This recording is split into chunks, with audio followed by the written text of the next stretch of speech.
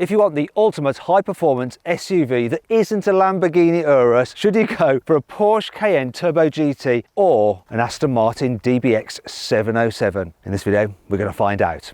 And this is the kind of decision that someone like Ronaldo has to make. Actually, he doesn't, does he? He can just buy both. Anyway, shut up. Buy, sell, car, wow. Let's start this video in the best way possible by launching these cars to compare their performance. So I'm going to time them 0 to 60 and over the standing quarter mile.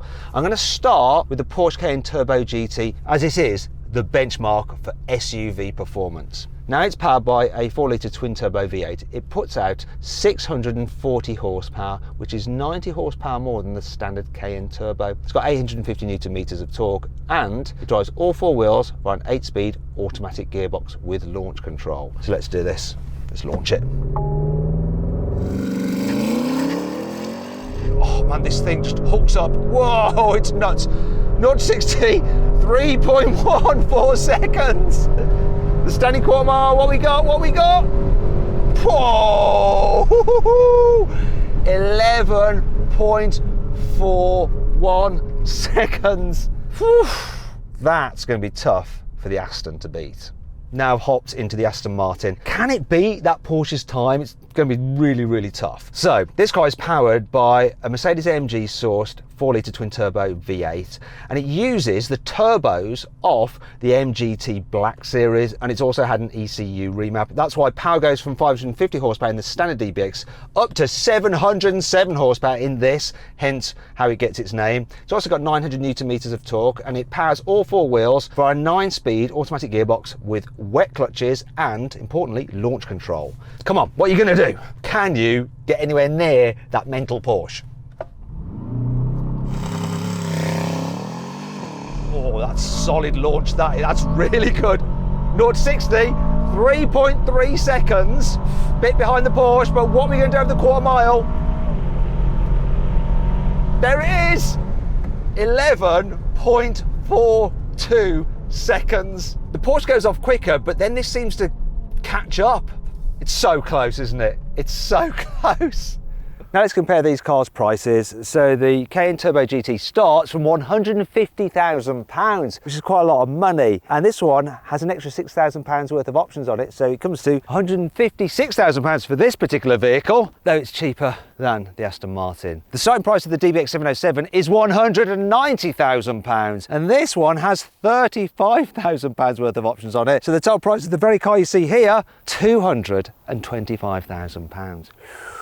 Now let's compare these cars' designs. The Aston DBX is the most sleek looking and less boxy of all the SUVs. I like the design of it, but for this 707 version, they've spruced it up a bit. So you've got a more aggressive nose with a big front splitter, some vents, a larger grille. Also on the bonnet, you've got some little fins in the bonnet vents. Moving down the side, you've got 22-inch alloy wheels as standard, though these are on the optional 23s. Speaking of which, this has an optional carbon upgrade pack on it. The 707 also gets some special sportier side skirts, and round the back, you're getting a large diffuser, larger quad exhaust pipes, a more pronounced integrated ducktail spoiler, and a larger roof spoiler. Yeah, I think this is a good looking SUV.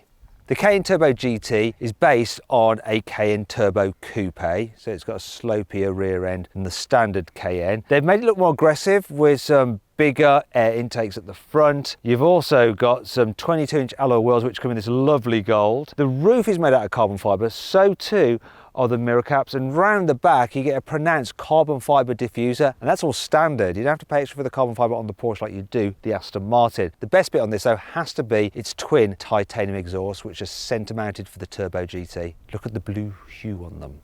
Here on the inside of the Turbo GT you have lovely build quality, yes. All feels very solid, and it's just laid out super simple and easy to use like you expect from Porsche. So all the controls here and the infotainment display, simple, clear, and very, very slick. You get Apple CarPlay and Android Auto as standard. That brings me on to the digital driver's display, which is digital apart from the rev counter, which is analog, and that just looks expensive. Now the Turbo GT gets some upgrades over the standard Turbo, because look, you get Alcantara here, and on the steering wheel, plus you get a center marker as well, and your driving mode selector, which is there, so easy to get to when you want to just change mode like that. Then there's the seats.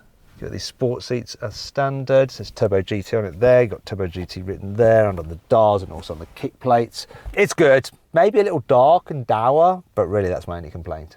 The inside of the Aston Martin is more interesting. For starters, it's more colourful. In fact, you can choose from a wide range of colours, and this has the two-tone with the, I don't know, slightly odd blue on the seats. Now, these sport seats are standard in the DBX 707. They're good, comfy, and hold in place. I'm not sure if I'll go for this colour. It reminds me of like a diving wetsuit. The 707 also gets extended carbon fibre shift paddles. The dash design is interesting.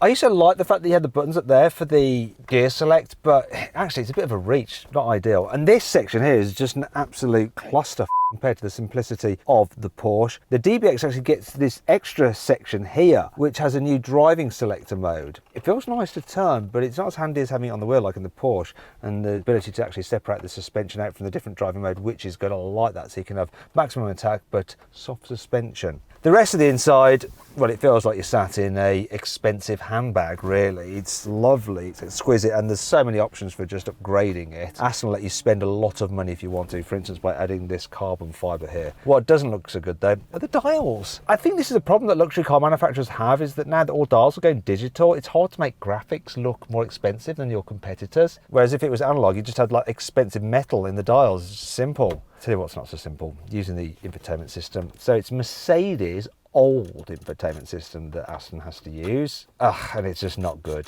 It really isn't. It puts me off this car a little. Repeat. Yeah, I'm sorry, love. You're just not great. And you put me off this car a little bit, especially as while you have Apple CarPlay, you don't have Android Auto. Why is that? Why? Hey? Function not possible with selected medium. See, you don't get a straight answer. That annoys me as well. Other than that though, I do really like sitting in this car. And one way where I feel it is better than the Porsche is just the view out the front. The dash seems lower, the visibility is better. It just feels so light and airy in here. I do like it. What I don't like though is having a plane flying around above me running my piece to camera. Is it a dive bomber?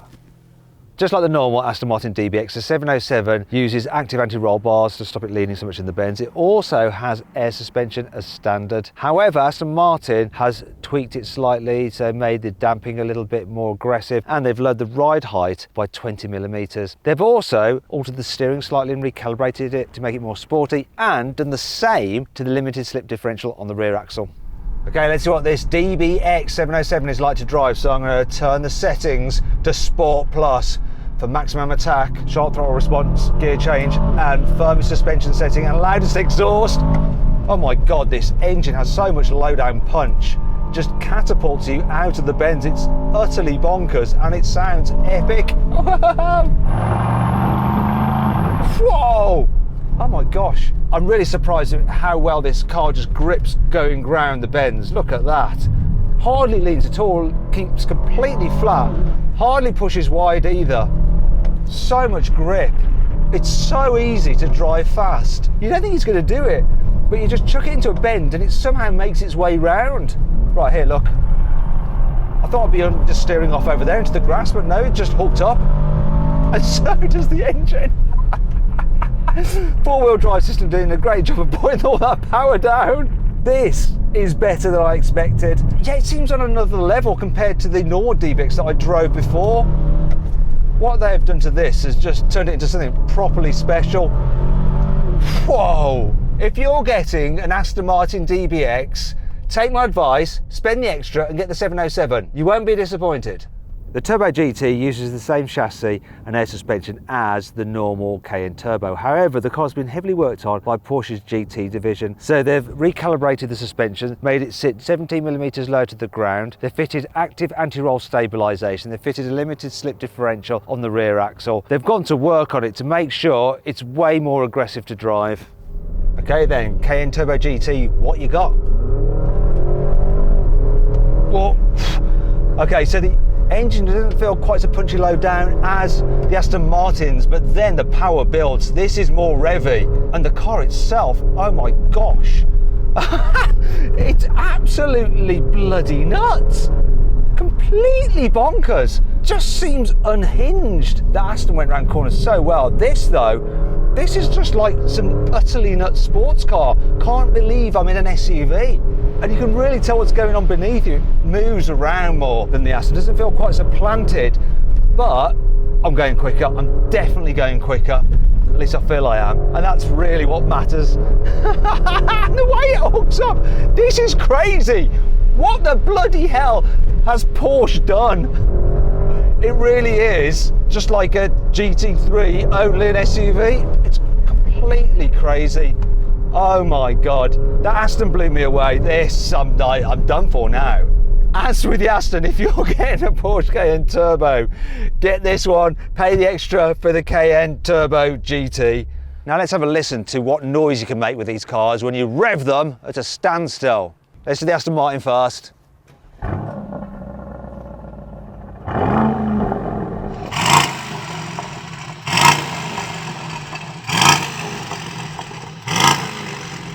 Okay, I sense a soft limiter. There's potential though. Right, cut the engine.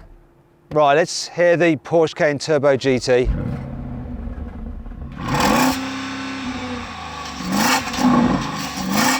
Oh, another soft limiter. What? Stop! Why is the world coming to? All these bloody soft limiters just ruining performance cars. Anyway, which do you think sounded the best? Let me know by voting in the pinned comment. The Turbo GT gets carbon ceramic brakes as standard. You've got 440mm discs up front, gripped by 10 piston calipers. At the rear, you've got 410mm discs gripped by 4 piston calipers. The weight of this car is 2,220 kilos, which is 20 kilos more than the standard Cayenne Turbo because of those extra mechanical bits to improve the drive. Shall we see how well this Porsche actually brakes out in the real world? To do that, I'm going to do an emergency stop from 60 miles an hour. Got to say the brakes on this car are lovely. They feel great, they're really strong. Maybe a little bit grabby at slower speeds, but other than that, ace. Anyway, let's do this emergency stop. Let's see how quickly it can come to a complete standstill. 60, there we go. Oh, hey! Yes! Porsche brakes never let you down. 30 metres to stop from 60 miles an hour. That's going to be so hard for the Aston to beat. The DBX 707 also comes with carbon ceramic brakes as standard, but they're slightly smaller than on the Porsche. So you have 420mm discs up front, gripped by 6 piston calipers, whereas at the rear you've got 390mm discs gripped by a single piston caliper. This car is also slightly heavier than the Porsche as well. It weighs in at 2,245 kilos. Now I'm going to do a brake test in the Aston Martin. Can it beat the Porsche? I'll tell you what, the brakes in this car are lovely. Very, very strong, also progressive, lots of feel to them. But let's see what happens when I do an emergency stop from 60 miles an hour. Here we go. Get to 60. There we go. Blimey, this just stands on its nose. What was the distance? That stopped in 29 metres, shorter by 1 metre than the Porsche. And Porsches are just known for having fabulous brakes. Yeah, they're epic on this car. Absolutely epic. The DBX is Aston Martin's most practical car, though that's not saying much. However, this DBX 707 has to be the most practical high-performance SUV. I mean, look how much space I've got. Loads of knee room. Headroom's really good as well. It feels nice and spacious in here. Helped by the fact this one's got a lovely full-length glass roof. All the luxury leather that you get in the front extends back here. It's so posh. In fact, you can tell how posh it is just by the bolters on these seat backs. I mean, look at that. So expensive feeling. I feel special sitting in the back of this. I feel even more special driving it, but still, great car to be chauffeured in. Here in the back of the Turbo GT, there's plenty of knee room. Headroom is not as good as in the Aston though. What's also not so good is that you can't get a third passenger in here because you have this tray instead. Bit of a shame because these seats are nice with the Alcantara on them, like in the front and the Turbo GT. So it does feel expensive, though not as expensive as the Aston. And this folder on the seat back does illustrate that. So it's nice compared to other cars, it's expensive and it's actually more practical than the Aston, but it just doesn't feel as special. What I'm also missing is that full-length glass roof. Obviously you can't have it fitted to this car because you've got a carbon roof instead, which does help lower the centre of gravity for improved handling. But if you're a rear passenger, it just feels nicer and more spacious in that Aston Martin because you've got more glass. Anyway, shall we do something a little less sensible? Now let's see what this Porsche is like if you want to hoon around and do some skids. So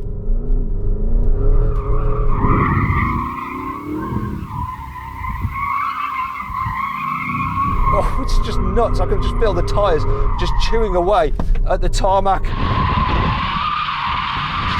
Oh, now we've got some understeer. Oh, can I bring it back? Here we go. surprisingly easy.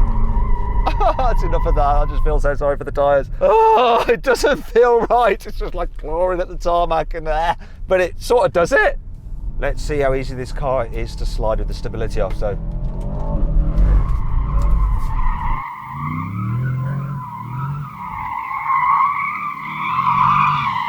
Actually, not too bad really. See if we can go the other way. Come on.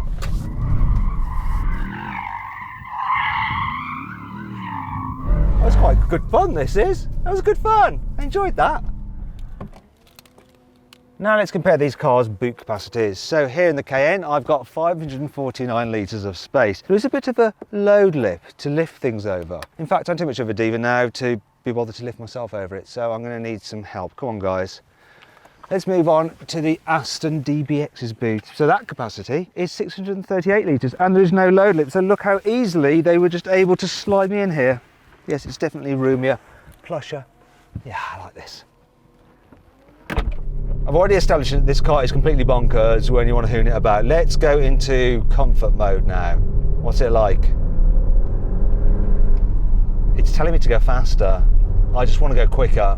Yeah, the suspension's slackened off and it feels more comfortable. Doesn't seem to isolate me quite as well from the bumps as the Aston Martin did. And there's something about holding onto an Alcantara steering wheel which makes you just want to go quicker. They're not relaxing, they make you think you're in a racing car. Try and relax. This car doesn't want me to relax. It's not terrible, I'm not uncomfortable, it's not noisy.